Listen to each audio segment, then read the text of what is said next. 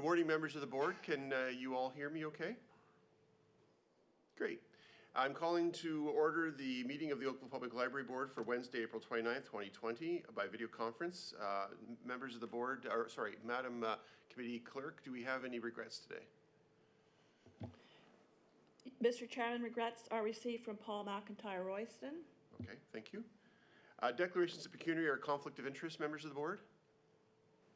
Okay. Moving on, we have two matters before us today. We have a public discussion regarding the library's response to COVID-19, and then we have a confidential item, the town's response to COVID-19. And we'll start out with the public item, which is listed as number 1, and I'll call forward Tara to take us through that.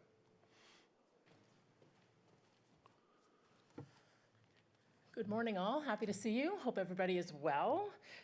So the report you have for you is basically an updated report from the one you received on April 7th with just information about what OPL has been up to since then. So just to briefly update, OPL branches closed to the public on March 13th, and since then we've really pivoted to virtual and online services in order to support the Oakville community. As of April 20th, all our part-time staff were placed on declared emergency leave, so we have had to make some changes to the services that we are delivering just based on capacity, but we have done a full review and we are able to continue to introduce new initiatives, particularly those focused at vulnerable populations and gaps in the services that are being offered through others. So just going through the report, our drop boxes continue to be closed. We are looking at various different options for reopening. That's a lot of where our focus is at the moment. Working very closely with the Canadian Urban Library Council, as well as the other Halton libraries and the town of Oakville on various options and scenarios for what reopening will look like. We're not exactly sure where we fit in terms of the phase 1, 2, or 3 that the province announced earlier in the week, so we're waiting on more information from the province as well as the different ministries that will provide us guidelines on how we will be reopening. So lots of work being done there.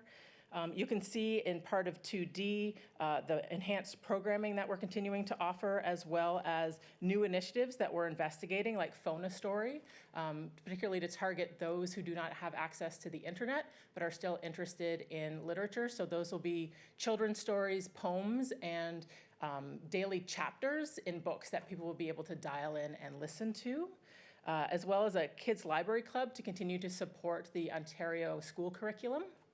And we're delving more into partnerships with groups in the area to help us identify those gaps in those vulnerable populations where we feel the library can be of most value to that, as well as continuing our outreach to long-term care facilities, senior residences, and in order to not only inform them of the services that we have to offer them, but also ask them what their needs are and how we might be able to help. So that's just a high-level review of the report, and I'm happy to take questions on it. Thank you. Members of the board, do you have any questions for Tara? Councillor Hazard-Thiel. Unmute your mic, please. Can you hear me? We can. Yeah, good. Okay. Tara, thanks very much to you and the team for all you're doing. I'm wondering, have you connected with the Boys and Girls Club as part of those partnerships you've reached out to in terms of their awareness of some of the virtual options that we're now providing? I don't believe we've reached out to the Boys and Girls Club. I don't recall seeing it on our partnership list, but I can certainly have them take a look at that and get in contact. Okay. My other question is there any data that we're tracking in terms of users and attendees on either like watching a YouTube, attending story time virtually? Are we getting any of that data captured? Oh, absolutely. Yeah, we're tracking all of that data in a spreadsheet that we have on our intranet, and I'm having staff update it pretty regularly. It is my hope that the next time the board meets, we will bring a detailed statistical report. It's been a bit challenging in that some of the systems that we have in place aren't set up to report weekly, they're set up to report monthly. So the next time that we meet, we'll probably have a good solid because it was the middle of March, we'll have the full month of April and really be able to show that the usage and what's getting traction and what isn't. Okay. And my last question is, as you're connecting around a recovery plan, would it be in a May meeting that you're going to walk us through things like equipment needs you might have around personal protective equipment, or how you're going to, how we're going to continually sanitize a facility? Like, is it in May we're going to see that? I do know that more information. Yeah, there is some new information that we need. Likely that the province will provide direction around PPE, particularly for our areas. So we are kind of waiting on those recommendations for those pieces. We do have a committee that we've started with recreation and FCM, Facilities and Construction Management, to talk about cleaning and all of those issues related to the facilities. The Canadian Urban Library Council think tank is also doing a lot of work on that, and they expect the recommendations to come out on May 21st. And that is similar to what also the American Library Association is doing in terms of what they expect to come back with different recommendations. So the next time that we meet, we can certainly give a status update about where we are, but it'll likely be the end of May, early June, where we'll probably have a more comprehensive operational plan.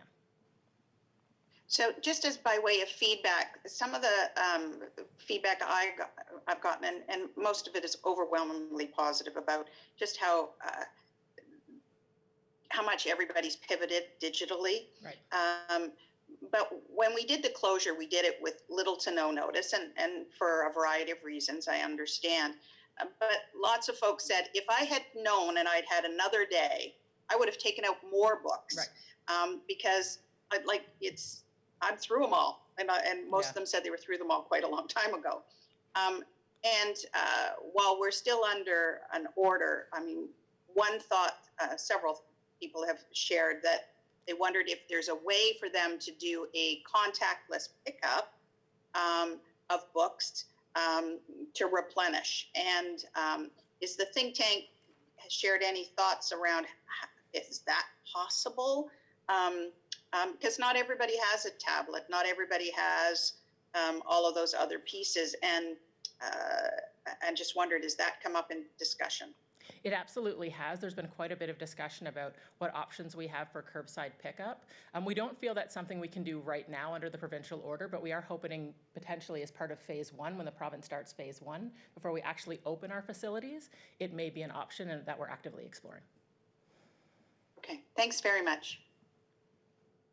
Further questions from the board? Okay, Andrew? Can you hear me? Yeah. Excellent, thanks. Thank you, Tara, for the update.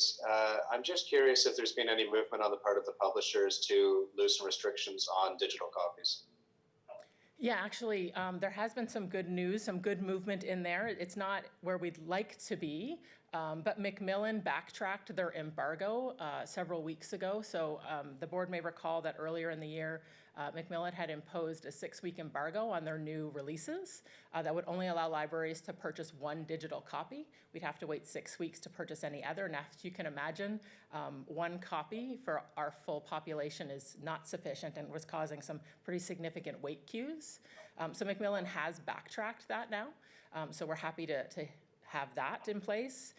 We've also seen some drops in costing for our digital, particularly from Penguin, which has allowed us to make better use of our limited finances at the moment to really be able to purchase more copies to serve what you can imagine is a really high demand for our digital content. Thank you. Thanks, Andrew. Next up is Stephen. Unmute your mic, please. Can't hear you. There he goes. There we go. You're Oh, good. hold on. You're good now. Go ahead, Stephen. No. You're off again, Stephen.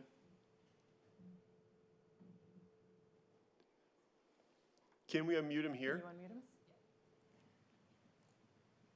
Oh. He's doing it too. Okay, don't touch anything for a second, Stephen.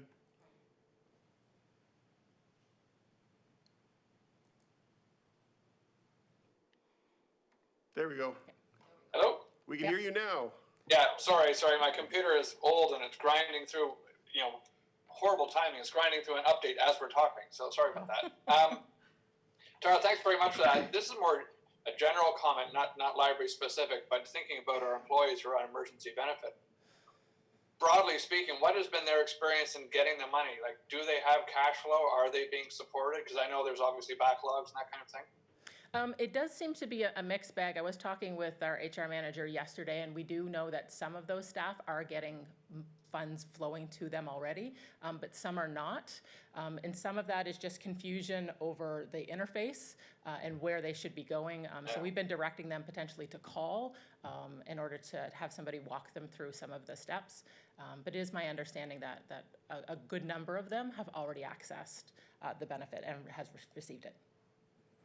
Okay, so obviously I'm not asking for names, but are there specific people who are in significant challenge at the moment from a cash flow perspective, or do you think things are, obviously everything is being affected, but are people more or less able to get some money? Everybody would, my understanding is they would qualify. But again, they would have to go through the federal process for that. But I don't know of anybody that's an extreme challenge. That has not come to my attention, no. Okay, thank you.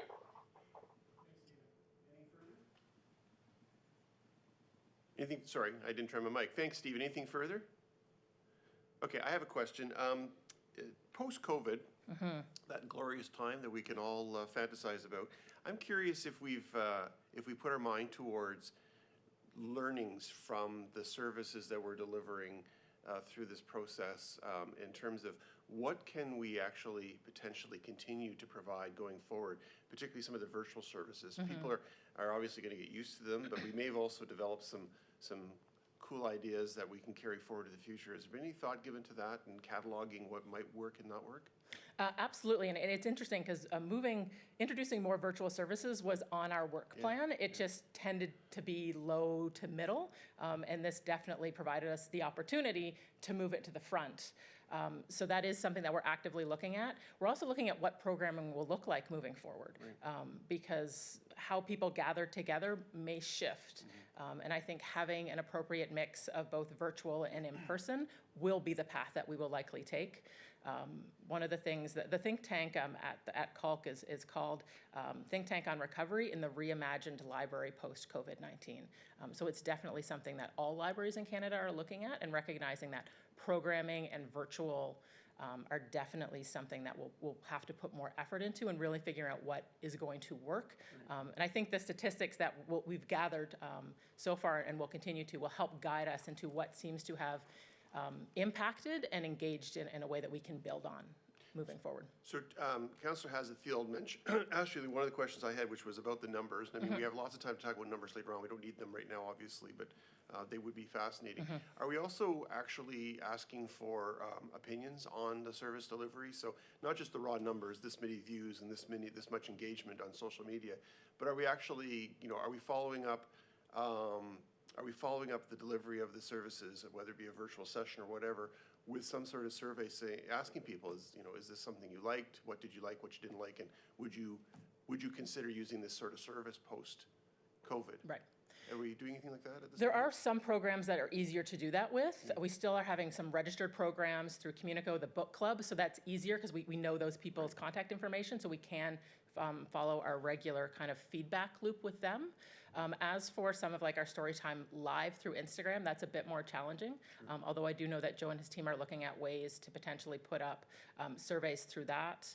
We have also thinking about more general surveys and even, the strategic planning process that hopefully we will get to at some point this year to really kind of shift some of the questions that we were thinking about asking to more in terms of what is your preference, what have you liked, what did you not like, what do you felt worked, and really kind of looping in a lot of the participants in our virtual to make sure that we get a clear picture.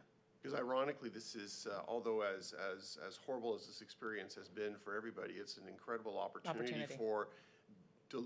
for contributing data to our strategic planning process. Yeah. Yeah, okay. Yeah. And last question, last time you'd reported on the number of virtual library cards that have been issued. Do you have a new update on that? Last time I heard, we were closing in on 300. Okay. And actually, just as a point of interest, it's been interesting. We tend to get them in clumps, and we tend to get them in clumps by postal code, which speaks to word of mouth. Oh, okay. So if we're finding that really interesting, that we'll get one in, and then the next day we'll get in like 5 or 6 more from that same postal code area. So it's almost like when people are out for their nightly walks, they're stopping and having some hopefully physical distancing conversations, and it's kind of spreading. So that's been an interesting thing that they brought forward, that they seem to be coming in postal code kind of clumps. So we're continuing to push that out. We had 17 in one day the other day, so again, they just seem to pop.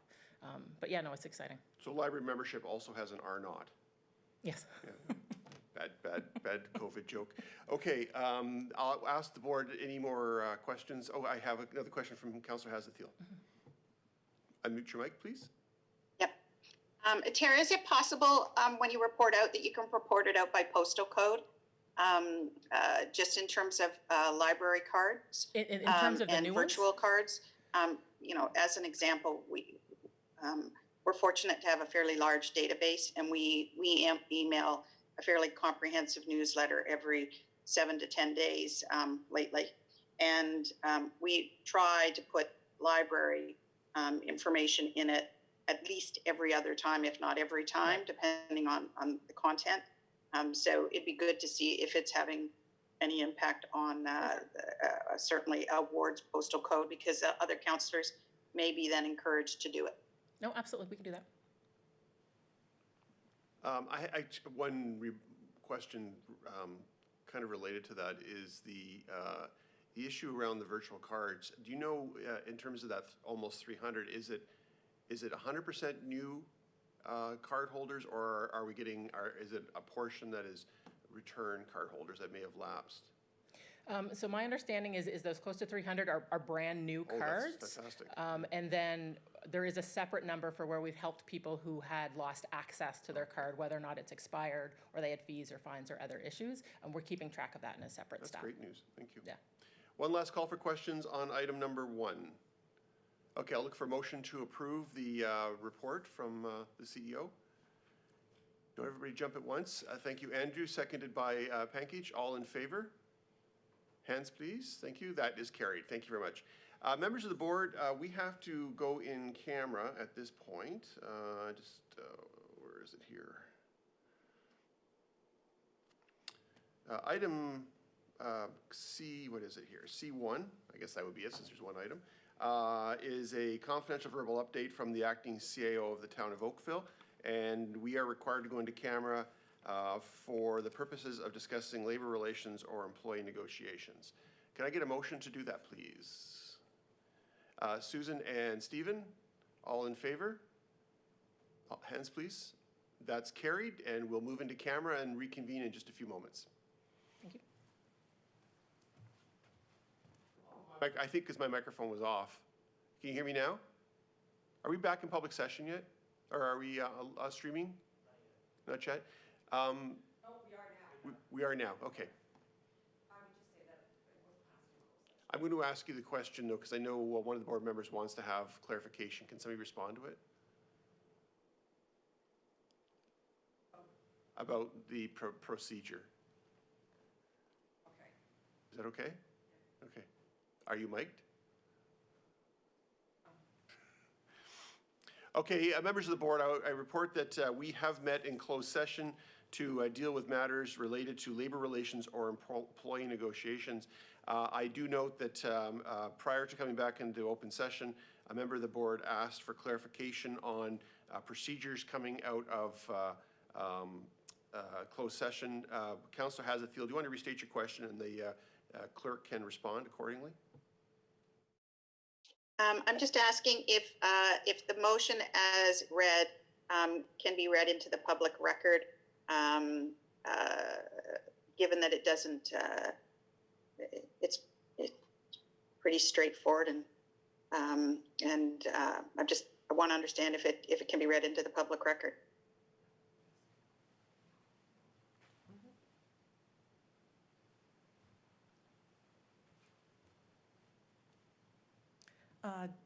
Through you, Mr. Chair, I would recommend that you not read it into the public record, that you keep it as a confidential direction to staff.